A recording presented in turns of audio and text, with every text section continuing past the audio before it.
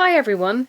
I just thought that I would talk a little bit about the Shaman's Oracle today and maybe show you a little bit of what I've been doing in an attempt to get to grips with this deck and get to know it and work with it and that kind of thing.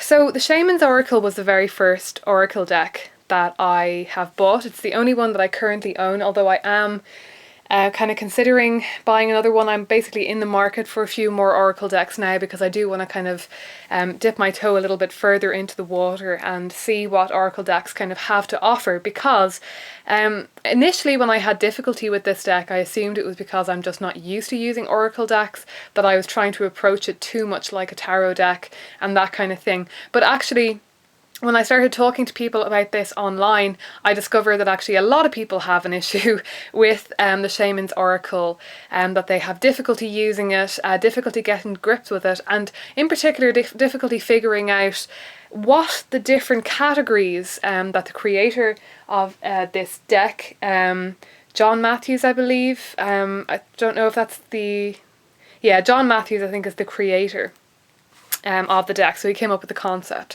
So people have been having difficulty kind of figuring out exactly what the logic is or what the significance of the 5 different tribes, because he has split the deck. It's a 50 card deck with 2 extra cards, which I basically am using now for various reasons, which I might get into in a minute. It's a 50 card deck plus 2, but basically there's 50 usable cards in the deck, and there's kind of 5 kind of suits in the deck, and he splits them into what he calls tribes.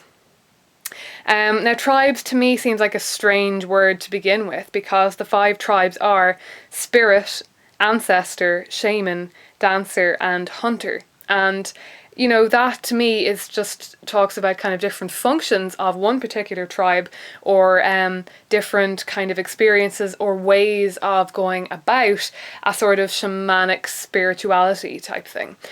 So if you're not familiar with the concept of the deck as a whole or in general, essentially what he's done is he's taken images of cave paintings, so very old cave paintings, and he has, I'm not actually saying from what period these cave paintings come from, because I actually think there's quite a mixture here. I think we're talking about some cave paintings that are, say, 20,000 years old, I think, and then other ones that are much more recent, that are from, say, Aboriginal Australia and things like that.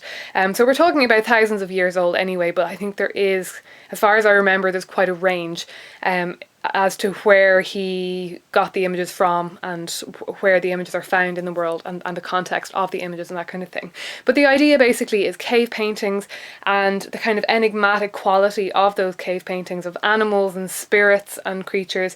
And basically he has, or another artist I believe, has kind of worked with those images, edited them, created them, kind of turn them into a cohesive whole. As you can see, now you can only see about half of each card in the frame. They really are very, very beautiful images, and this is what drew me into the deck in the first place. I don't have any other Oracle decks because I've always been very fussy about my tarot decks and Oracle decks. It took me a long time to even find a tarot deck that I felt I would enjoy working with. But these images just really drew me in, and they still do, and I think I have yet to come across an Oracle deck in which the images are actually just so evocative for me and just click with my aesthetic and with the feel of my spirituality, I suppose. But yeah, essentially this deck has proved quite difficult to work with, despite all of that. Actually, I'll zoom in a bit so that you can see a close-up and you get an idea of what the card names are.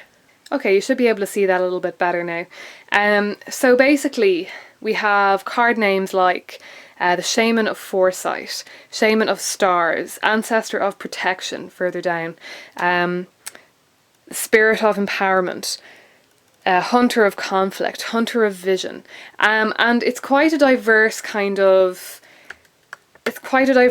group of keywords. And on the cards themselves, all you get is the sort of the tribe name and then the kind of keyword. So like gifts, paths, death, life, etc., etc. So this is the little guidebook, and as you can see, you just get 1 page per card, and it's not a whole lot of information. So you don't have a whole lot to go with. And what I have found is that it is actually quite difficult, I think, unless you're asking a very specific question. I think if you ask a very specific question and draw 1 card, that can work quite well. Or just a couple of cards, and you can kind of use your intuition to draw them together and that kind of thing. And I have done relatively successful readings. They do work quite well alongside tarot cards, which I know a lot of oracle decks apparently work very well in that way. But I just find myself increasingly frustrated by the keywords, by the actual names of these cards, because while he gives you, the 5 tribes, the spirits, ancestors, shamans, dancers, and hunters, he does give you keywords in the book as to what these 5 tribes are all about. And when you read them, they make sense. But then when you actually look at the keywords assigned to the cards within those tribes, it's really hard to see how they come together as a cohesive whole, and more to the point, why he has actually split the keywords into the tribes in the way that he has. Because you actually have very similar keywords dotted through the 5 tribes. And this can be seen by looking at the cards, not in so much a horizontal way, like looking at all of the cards in a single tribe, but looking at them vertically. And I have them laid out here. In the order that they are in the book. I don't have the tribes in the order that he has in the book, but I'll get to that in a second. I'll explain why that is.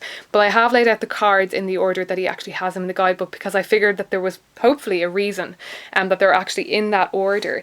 And you do see a bit of a thread running through if you go through them horizontally. So essentially the reason that I've laid this out like this for you and that I'm showing it to you is that this is primarily the way that I've been working with this deck in an attempt to get to grips with it, to start to figure out how to use it, and to start to figure out what the different tribes mean to me, because personally I feel like I'm not going to get a good reading out of this deck until I can decide what each of the 5 tribes mean to me and what kind of context or weight they lend to their individual concepts. So, for example, if I draw a card that is the spirit of love, what does the spirit concept lend to the concept of love, if you see what I mean?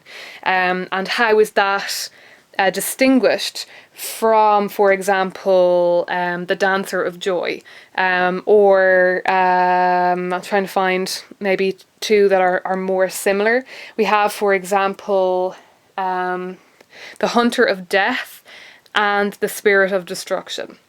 So, in what way are those 2 cards different, apart from just the difference between the actual keywords themselves and what is said in the book? How is it that the tribes that those 2 cards are in distinguishes them? What is different about them? And part of that is, like, I've been drawing out individual cards, putting them into groups and looking at them and just looking at the imagery and how the imagery is similar or different. But also I've been trying to lay them out in sets, like I say, in vertical groups, that kind of tell a story or that draw the cards together. And one of the ways of doing this is the way that it is actually in the book. And you do actually, like I say, there are kind of threads of connections between the cards when you do it this way. So I'll read out an example. I read out a vertical column. So the one on the far left is spirit of family, ancestor of guidance, shaman of tradition, dancer of beginnings, and hunter of abundance. And then I'll pick another random one, maybe one that is a little bit more, this is a good one, spirit of wisdom, ancestor of knowing, shaman of foresight, dancer of reconciliation, and hunter of death. So you can see that the first 3 that I read out there make an awful lot of sense together. The last 2 not as much, but it is interesting drawing them in with the other 3 and trying to see what meanings can be given to them in the context of those 3. If you're seeing those 3 as the kind of thread of that vertical storyline, then that lends them a different kind of meaning as well. I'll just give you one more. Spirit of challenge, ancestor of exile, shaman of loss, dancer of frustration, and hunter of mysteries. That one almost completely draws together quite well, like that it makes sense that they all have some sort of overarching theme. So doing that is has been one way that has really helped me to start to try and figure out just what the deeper meanings of these cards might be, and how you might, decide how to read them, particularly if you're using them together to do a spread with several cards from this one oracle deck. But like I say, I've actually one thing I started doing was to try to draw them together into sets that made more sense. And I did actually, when I mixed them up from what's in the guidebook, like I made my own kind of vertical storylines through the tribes, and I did come up with a couple of different ones that made a little bit more sense for me than what actually is in the guidebook.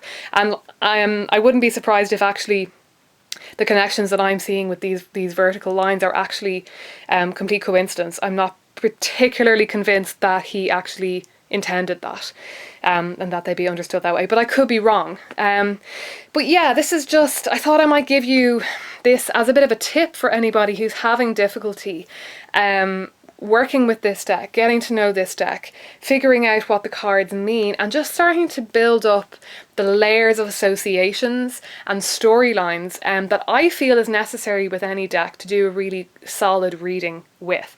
So that was the first attempt that I made to get to know this deck and to work with it more. And today, when I started working with it again, I actually started to think more about the tribes themselves, because initially when I was doing those kind of vertical storylines, I was kind of trying to piece together what ways in which the tribes were actually different from each other, and I was trying to base that on the vertical storylines and the ways, what kind of aspect of that storyline each tribe kind of taps into, if you see what I mean. Like, so say for example, if there was a storyline of challenge or loss, that each tribe might kind of look at it from a slightly different angle. I had basically no luck whatsoever trying to come up with any sort of coherent theory in that way, so that didn't really work for me. So it was an interesting way of like playing with the cards, but it didn't really help me distinguish the tribes. So today, like I say, I've been playing with this deck again, and I've been thinking more about the tribes, and I've actually moved away from the guidebook completely, and I've moved away even from looking at the individual keywords of the cards, and I started to think about what the tribes mean to me, with some reference to the keywords of the cards themselves, obviously, because otherwise the whole thing won't kind of come together in the end once I start reading them again with the associations of the tribes fresh in my mind. And I started to think about the different kind of roles that these figures, that these tribes could play in a spirituality, in a tribe, in any sort of spiritual or religious system, or even just in your life in general.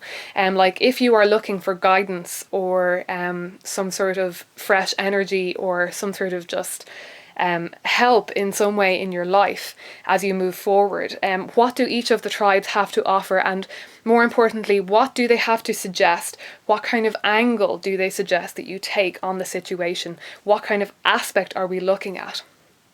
So if you're doing a kind of spread where you have, for example, a core card that is looking at you in this moment, maybe you have a card for your strengths, and a card for your fears, and a card for the outcome.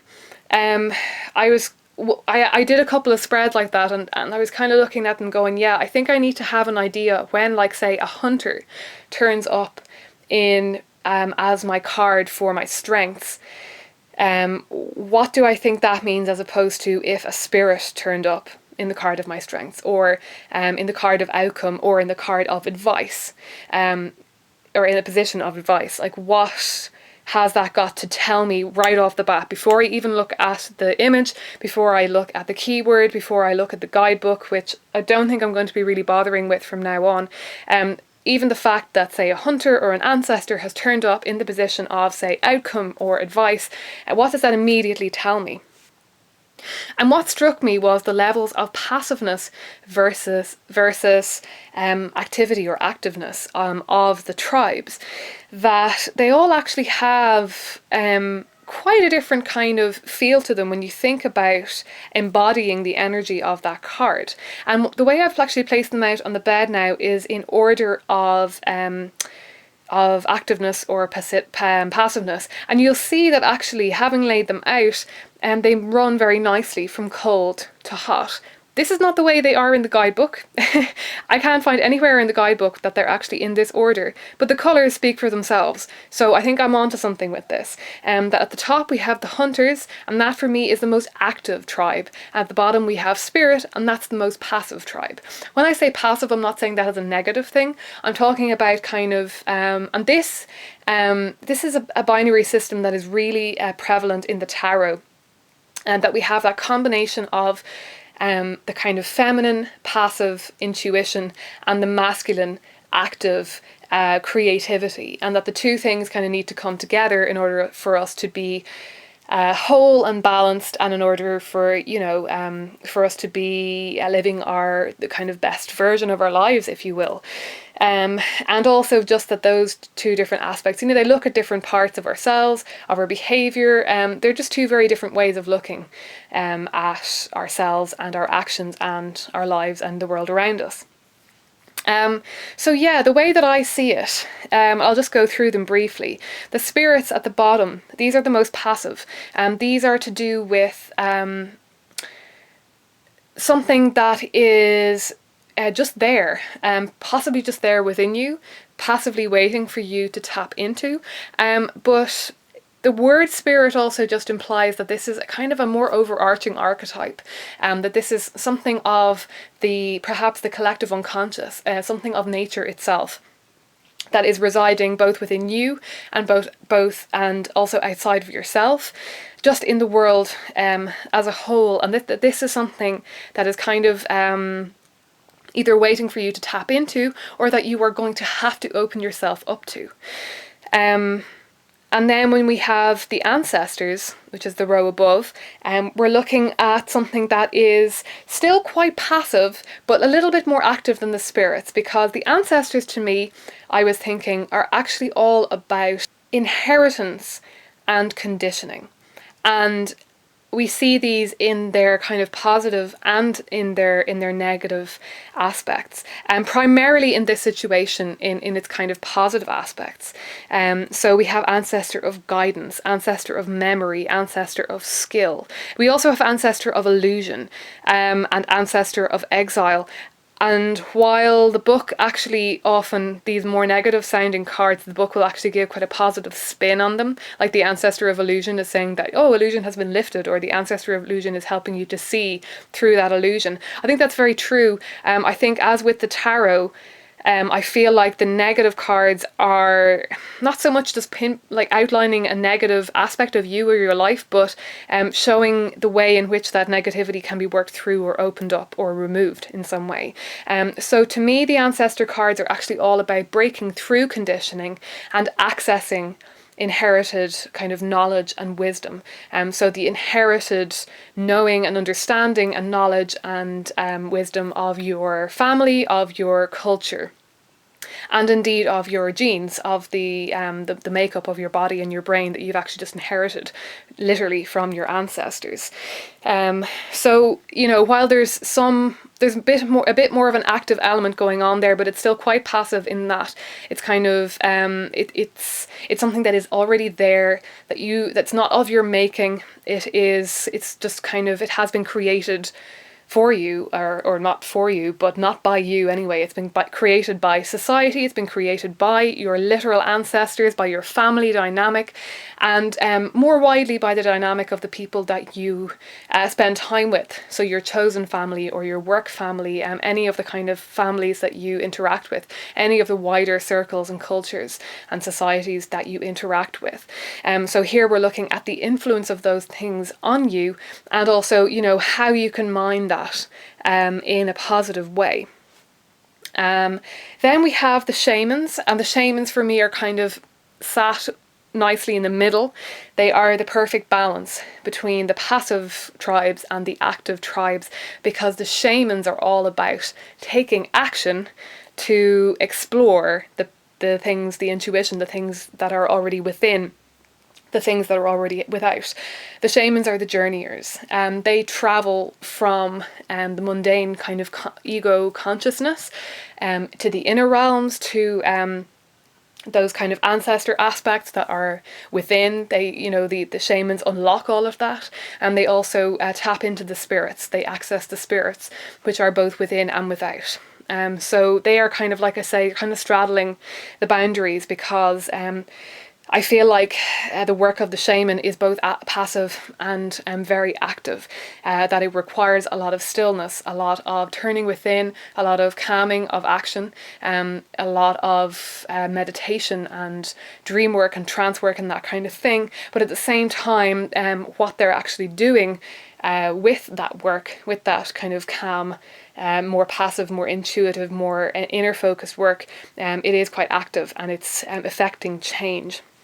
So then we're kind of moving into the cards or the tribes that are more and more actively, more definitely effecting change, as opposed to just looking at what is already there and mining and the wealth of what is already there for you. The dancers. The dancers for me are all about, we're still kind of muscling up something that's already there from within. The dancer of beginnings, the dancer of fear, the dancer of promise. This to me is all about celebration and creation, and just the celebration of inner creativity, personal creativity. The kind of, it's a very fiery tribe. I feel like along with celebration, there's also a lot of kind of breaking free of with the dancer. The dancer is very kind of concerned with the state of the self, and it's very kind of embracing personal power and utilizing all of this wealth that is already kind of there, but in an active way. Kind of like an alchemist, bringing together things in order to forge something new, or in order to break something old apart.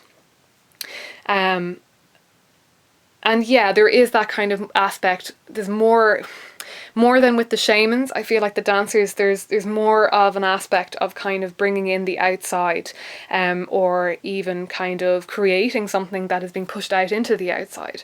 Because when you dance, when you move your body, as opposed to when you sit passively and contemplate, you are exerting energy, you are raising energy, you are creating something new in the world, you're moving, you're changing the energy of the space around you, and you are, it's just a much more active means of dealing with those kinds of transitions than, say, the work of the shaman, or the more contemplative work of just tapping into those ancestor or spirit cards. And then finally we've got the hunters, and this tribe for me is all about looking without, all about something that needs to be accessed from without ourselves, outside of ourselves, I mean.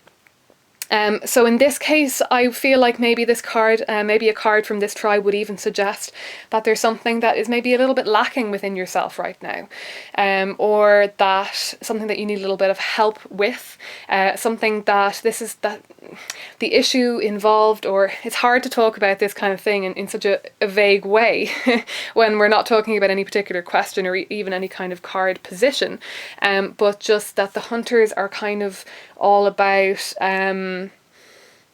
acknowledging and recognizing the time when active seeking and chasing and hunting is necessary.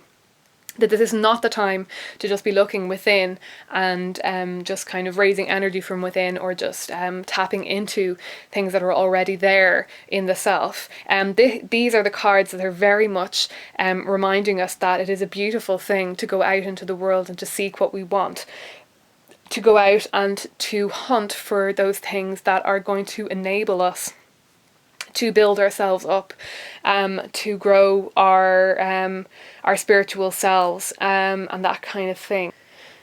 And I think this tribe generally kind of suggests as well that the situation at hand requires some sort of active push, an active change, an active kind of influence.